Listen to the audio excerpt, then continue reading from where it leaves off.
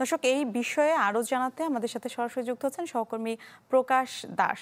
প্রকাশ, জনদুর্ভোগের বিষয়ে একটু বিস্তারিত জানাবেন।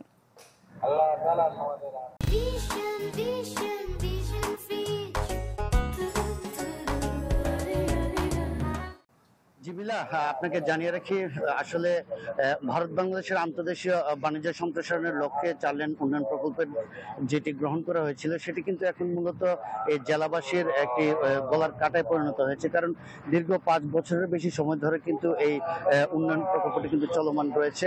তো আমি এখন দাঁড়িয়ে আছি কুমিল্লা সিলেট মহাসড়কে ব্রাহ্মণবাড়িয়ার রাধিকা এলাকায়। আপনারা নিশ্চয়ই দেখতে পাচ্ছেন এখানে কিন্তু যে চলমান 4 লেন সড়ক নির্মাণ প্রকল্পের কারণে সড়কের এক পাশ কিন্তু স্বাভাবিকভাবে বন্ধ রয়েছে এবং অপর অংশে যে সরু অংশ রয়েছে সেখান দিয়ে কিন্তু যানবাহনের প্রচুর চাপ রয়েছে।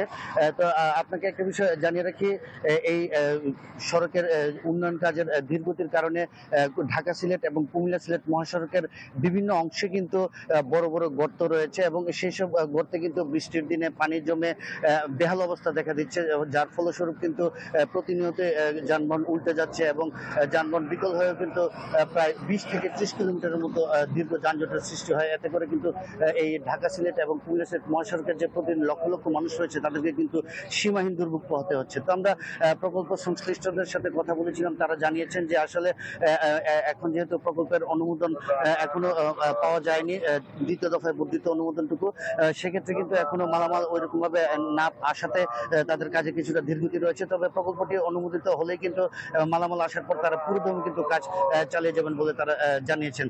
তো আপনাকে জানিয়ে রাখি, এই প্রকল্পটি কিন্তু 2017 সালে গ্রহণ করা হয়েছিল, অনুমোদিত হয়েছিল। তারপর থেকে কিন্তু করোনা মহামারী এবং ভূমি অধিগ্রহণ সংকটের কারণে কিন্তু এই কাজটি শুরু হয় 2020 সালে।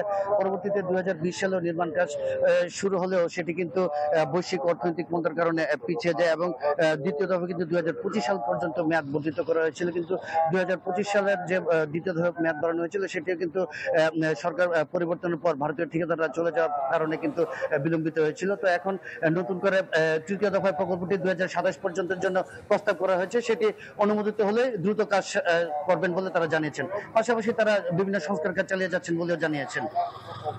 প্রকাশ, ধন্যবাদ আপনাকে। ব্রাহ্মণবাড়িয়া থেকে আমাদের সাথে যুক্ত হয়েছিলেন সহকর্মী প্রকাশ দাস।